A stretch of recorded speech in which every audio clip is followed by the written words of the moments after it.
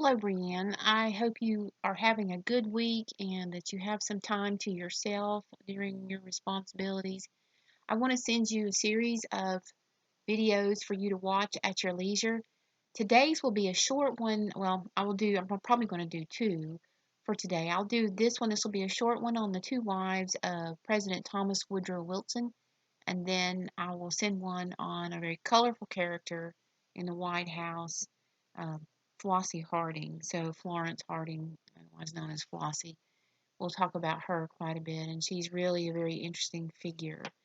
And I wanted to talk about the Taft daughter. I love the Taft children. I love talking about the Taft children. I think I meant to talk about the sons and maybe didn't get to that. If I have time, I'll do a video on them because they are something else. I love all three of them and certainly did their parents proud with what they achieved with their lives. So I want to talk a little bit today about the Wilson wives. And as usual, I'll give you some of my personal thoughts and probably not very valuable opinions, but we'll talk a little bit about their roles. I hope that you will be able to. I sent you a package, and let me explain a little bit about what those two things are. There is a Smithsonian book that it's just a copy of one that I found that I have, and I love those kind of books. And my husband and I both grew up with things like that in our house, and we think that that's in part what led us to loving history so much. But you can have some of the beautiful color images and some good information for you, very sound historically. And I just thought you would enjoy looking at it. Also, I sent you the video series that I talked about, and it is based on, oh, I'm so sorry. It is based on recollections of Maggie and her daughter who will take over as, head housekeeper in the White House. And some of the possessions of Maggie's daughter are now housed in a public library in Sevier County. And I could talk about that if you're ever interested. I've actually been able to see some of them. But they are what you'll see depicted in the videos, in the story, I think are only slightly fictionalized, and they're fictionalized to put a positive light on things. I think they're very sound historically, and what I like them because they're so positive. When I've had this class in person, we've watched parts of it, and my students really love it. So I hope you really like that, and both of those things are for your library, and I hope you and your husband can enjoy watching those. So, and I do appreciate some of the kind of depictions that are there. So, all right, on to the Mrs. Wilson. We're going to talk about both of them and a little bit about President Wilson. Unfortunately, he's falling under the shadows with all of the revisionist history. I do want to say forthrightly that I believe he was a man that possessed racial prejudices. And he also was, as you and I would think, he was a term from my past, a male chauvinist. He didn't think women should have the right to vote, and that a place for a woman was by her husband's side. Interestingly, it was a woman who was running the country in the last year of his presidency. So we'll talk about that. So, but let's not condemn him for simply possessing the values of the day. And it grieves my soul to see how we're rewriting history. So that's another lecture. But I will say that probably were we with President Wilson, we might feel uncomfortable because of some of his values. But again, it's the day. And in many ways, he was considered a progressive. Remember, I told you in our discussion that progressivism was a movement that went across both parties, which is part of the thing that makes it so appealing. And he was progressive on many of his ideas, just not quite socially, as you and I would see, would think. But I believe that he had two very successful marriages, and let's talk a little bit about his first wife, Ellen Louise Axson, Axson, Wilson. She is buried in Rome, Georgia, and I've had the distinct privilege of being able to see where she's buried, and it's a beautiful sight. One of their children, where I was actually born, one of their three daughters, was born in Gainesville, Georgia. And Dr. Justice has taken me by the building where that happened. So, and I believe you can have a tour of it now. But so, got some rich Georgia history in the Wilsons. They were married in her family's home in Savannah, Georgia in 1885. And she was the daughter of a Presbyterian minister, and he himself was a Presbyterian. And she and Woodrow had, his name was Thomas Woodrow Wilson, but of course we know that he went by Woodrow. They shared a love of art and music and just in their faith, of course. But they had a lot of things in common, loved education, loved talking about these things. She was very socially minded as a first lady, and when he is elected in 1912, she is very socially minded, and I want to explain that. She does not have a very long time in the White House um, because of her health. They were not open racially the way the Tafts and TR had been, a little more so in terms of socialization and um, gosh, I don't know how to say it, rights as we would perceive them. However, her cause was to go into the homes and visit the poverty stricken amongst those who were what I call government employees. And you and I have alluded to this a little bit before. There were many African Americans that worked for the Treasury Department, many worked in other government offices, and they did not make a lot of money, and they lived very often very difficult conditions within the city. And she would tour the homes. She would to try to bring some public awareness to what was going on. This was her cause. And she gathered evidence to present to Congress, and she wanted legislation passed to clean up some of the bad neighborhoods. And when she passed away, it was probably her death that spurred Congress to finally take action, and they passed the Ellen Wilson bill, which was to investigate and try to shore up some of the living conditions and the rebuilding of some of the housing in Washington, D.C. for these workers. And it did have a very positive impact on the African American population in that regard. Ellen and as far as anything that I have read and seen, Ellen and Woodrow had a very close relationship. I think he was one of those men who they had three daughters. He was very comfortable with women.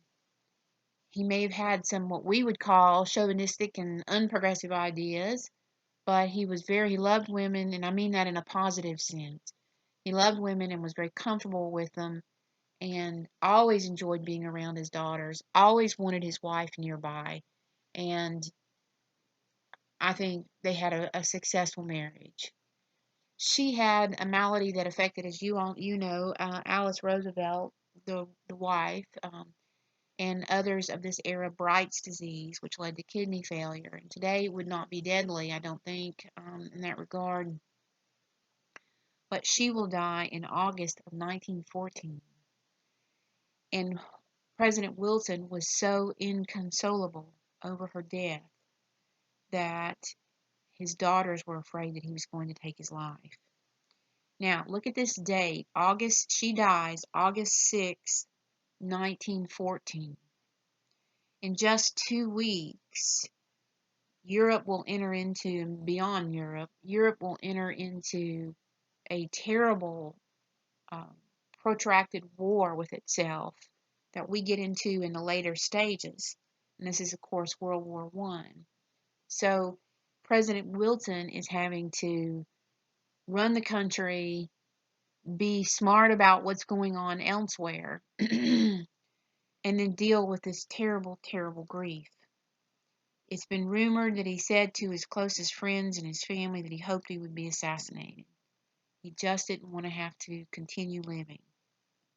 But he will. I have got the yawns in this lecture, and I'm sorry, it's not boring material, it's just the time of day. But he will continue to do his work as needed. Now, she dies in August of 1914. In March of 1915, and, and, and this bothers me, but I shouldn't be judgmental, but this bothers me. He meets a widow named Edith Bowling Galt, and he is so enamored with her that most history books will tell you that he proposed within a very short period of time, and she accepted. However, they understood that they had to keep this quiet, or this enormously popular first lady that preceded her, people would be appalled. How can this? How could he do this in such a short period of time? Um, and I can kind of see that. I can kind of understand why there would be that sense. However, um, they go forward in their relationship. It's very quiet for a while. I think there's some mixed feelings amongst his daughters, but they are nevertheless glad that their father is able to function now. Edith is an interesting individual. She'd been married to a very wealthy man named Norman Galt, who was a jeweler in Washington, D.C., and he had died in 1908. Edith has sort of a colorful background. She is and look, I don't, somebody took me to task on this, I would have to say I'm just relying on secondary sources. But supposedly she was the great granddaughter of Pocahontas. So we all know where you claim to be somebody or not. Today that gets you, but she wore that proudly, so it may very well have been true. So they will finally marry in December of 1915 to make sure that a full year had passed. There were terrible rumors that circulated about they had known each other prior and had been involved prior to the first Mrs. Wood. And I don't think we should give those any currency. I don't think that there's any truth to that. That was just the ugly talk that um, always bubbles up whenever there's something going on that's a little bit different. So I think that it's fortunate. Fortunate is not the right word. Uh-oh. I lost my camera there. Um, Fortunate is not the right word. He was blessed to have her because the country, as we drew closer and closer to our participation in World War I, the country was really experiencing a lot of difficulties. There is the world at this time. This is an American history class. The world at this time is in such peril, Brienne. It's not just the war. And I teach a modern Europe class in the fall, and we're going to talk about this. The world is in such peril through these terrible ideas that are getting rooted in political systems. Um, there is communism, Marxism is about to explode in Russia, and anarchism is still there. Darwinism has unfortunately caught on like wildfire. We're about to enter the age of Margaret Sanger, which is, of course, uh, abortion rights. And I'll tell you, I had a student who wrote an excellent capstone quite a few years ago on she related Margaret Sanger's abortion movement and reproductive rights movement directly to racism and ultimately to the genocide that we see taking place in the 20th century later with Hitler.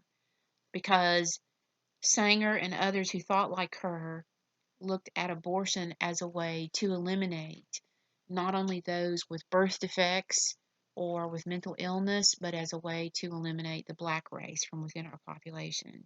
And nobody talks about that. They hold her up as an icon, and they don't look at her terrible motives. So we have a war that's going on across the ocean that involves, at least initially, just about everybody except for us.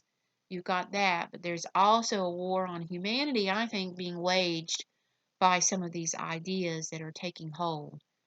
And President Wilson, for his failings, and that's the thing now to talk about all those, like we mentioned, but for his failings, the man was a Christian and he had some very good ideas about humanity and the value of humanity. And I'm glad that Edith was by his side to help see him through these difficult hours. As you probably know, the United States doesn't become fully engaged in the war in terms of our dramatic presence there until 1918, right before, and then the war is wrapped up in no time because of the American presence. So 1917, as we're preparing to send our men over, 1918, they're there. Those are years that it is very good for us that Wilson had comfort, advice, and companionship in the form of this second wife. And she is the first, I think she is the first of the first ladies to actually go to Europe during the actual time of the administration. We have those that travel afterwards, but I think she's the first one there. And I feel like that's contradictory to something I've said before, but I'm pretty sure this is accurate. You have Julia Grant who will go afterwards, and you have others who go on tours before and after, but I think she's the first one that's actually there during the administration. I'll double check that. But during the peace process, after the war is finished, and you have this massive peace conference in Versailles in France. My students in the World Wars class have to read a book about that. She is there, and she's with him. And I think that says a lot about him, too, that he wants her there. And the treaty that he brokers, the Treaty of Versailles, he's a major part in that. The United States never, and this is another lecture, but you probably remember this from American history, the United States never signs on to that treaty. One of Wilson's problems was that he wanted to do everything himself, and he didn't believe in bipartisanship, and he's kind of like Andy Jackson. If you disagree with me, you're wrong. So, my way or the highway kind of mentality.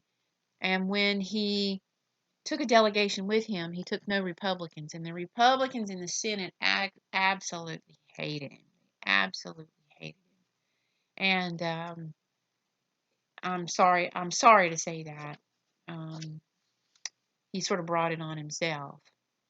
But once he returned to the United States, for the United States to actually be a participant in the Treaty of Versailles and its implementation, the Senate had to exercise its constitutional requirement of approving the treaty. Well, the Senate is dominated by Republicans who didn't like him. So he went on a famous whistle stop tour where he went all over traveling by the train to give campaign speeches to try to get the American people mobilized behind our participation in the treaty so that they would either vote in the midterm elections for senators who promised to vote for it or pressure them in other ways. And this took a terrible toll on his health. And what it will result in is he has a debilitating stroke. And it's a miracle that he didn't die. And this is where we see Mrs. Wilson, where we see Edith Wilson rise to her place in history. We don't know the extent of the paralysis or damage that was done by this because she simply would not let the press near him. She wouldn't let most politicians near him, and even many of his cabinet officials could not initially have anything to do with him. And she oversaw all of the business that he would as president. She becomes a functioning president. And that's amazing in many regards. That's amazing. His vice president was Thomas Riley Marshall.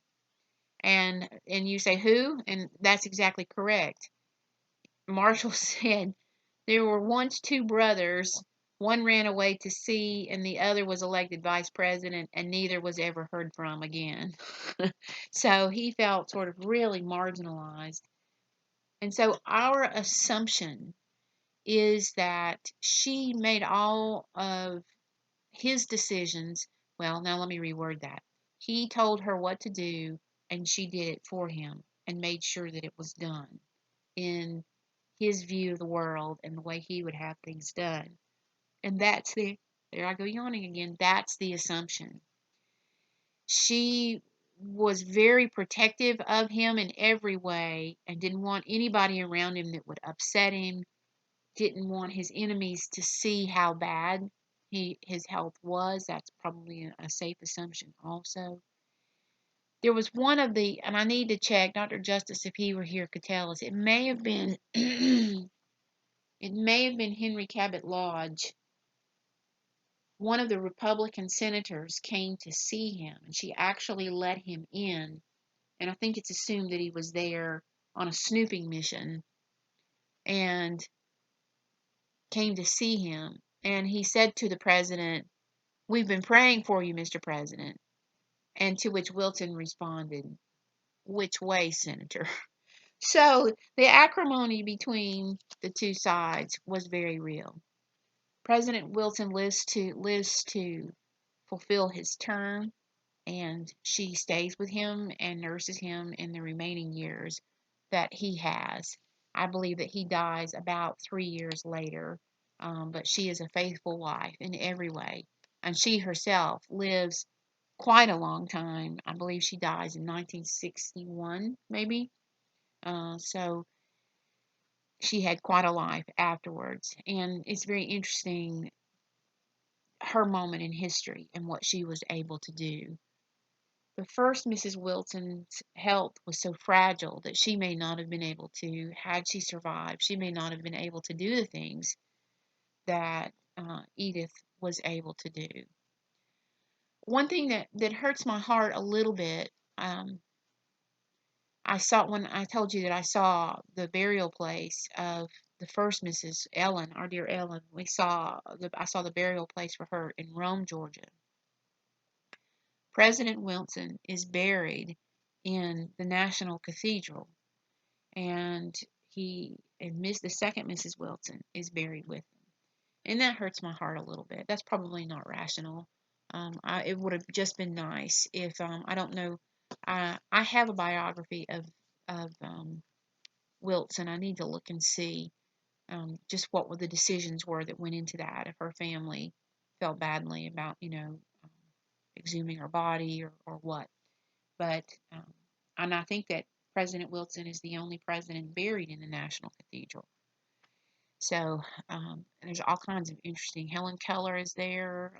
I think there's the idea that it would become our Westminster Abbey, and in terms of being a patriotic place for the entombment of great Americans. So I'll have to look and see who all's there.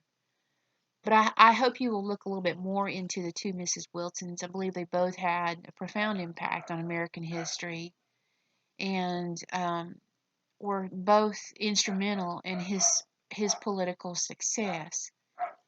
And I would ask you and your husband, when you talk about some of these stories and when you talk about these figures, I would warn you to not look at Wilson as someone who is an unflawed American, an unflawed Christian because of his faith, because he wasn't. He was like the rest of us.